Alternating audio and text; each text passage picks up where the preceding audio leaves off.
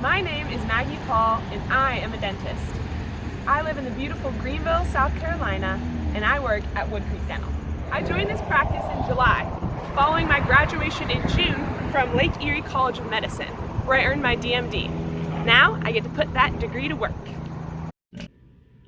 Welcome to Wood Creek. On a typical day here, we staff 3 dentists, 5 assistants, 6 hygienists, and usually 3 front desk staff. So we stay pretty busy.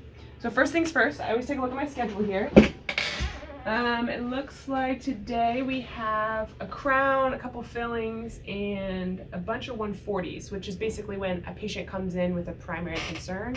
That could be anything from I have jaw pain to, I broke my tooth, literally anything. And so that's what keeps this fun, lots of variety. Fun fact for you, I'm one of the few dentists in the country that graduated with a math degree instead of a science degree.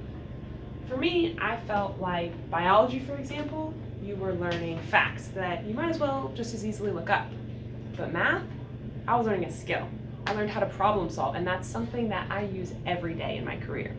Plus, no matter how long you do this, there's always something new to learn. That whole cliche they tell you in school about how you'll be a lifelong learner is honestly one of the best parts about this career. And that's partially why I chose a career in healthcare. Okay, top 5 things in dentistry that I could not live without. Number 1 is definitely my assistants. They are the true heroes, hands down. Number 2 is my loops. We work in the metric of millimeters, which, let me tell you, is really small. This gives you a reference. It's the distance between 2 of those little black lines. So if I didn't have my 4x magnification, I'd be pretty lost. Number 3 is probably the other docs that work in this office.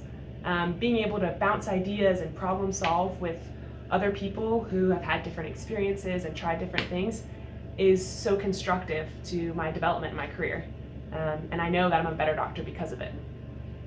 Number 4 is my patients, easily. There's so many sweet and loyal patients, and that is what keeps me coming back every day. And number 5 is a really good pair of scrubs, because there's nothing in the dental office that I use more than what I'm wearing every day. And you want to be super comfortable and practical, but you also want to look professional and presentable. So you'll notice that 3 of my 5 all have to do with people. And that's my why for dentistry. It's all about relationships. Not many other medical professions do you have as much continuity of care as a dentist does. There are patients that have been coming to this practice every 6 months for 30 years.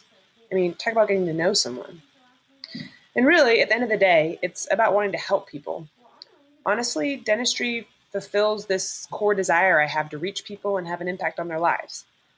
A simple example of this is pain relief. I mean, there are few better things you can do for someone than take away their pain. Confidence is another huge game changer. People's teeth are the first thing you notice, and feeling self-conscious about your teeth will keep you from smiling, talking, even socializing. Restoring someone's smile can be life-changing, and this is an example of one of my favorite cases of that. So yes, hard work and perseverance got me to where I am today, but it all happened because of the people who took the time to invest in me over the years. I find generosity addicting, and I hope to give back to my community that gave so much to me over the years. In the next 5 years, I plan to continue to grow my involvement in organizations like Missions of Mercy and Give Kids a Smile that provide free dental care to those that can't afford it. I also want to take the valuable things that I learned through my education and my experiences and impart them on the next generation of dentists. Within the next 10 years, I plan to be a part-time mentor at my alma mater, Furman University, because I simply just cannot express the impact that my dental mentor had on me during my time in college. Lastly, I've been pretty involved extensively in different mission trips across the world with different organizations. But most recently, I've been to Ecuador, which was my first mission trip where I offered free dental care. And that changed my life, and it changed how I view the world and my career. There's so much need, yet there is so little access in the rural communities. So within the next 15 years, I want to be the doctor leading these trips to Ecuador, not just attending. Hey, we made it. That was the last patient.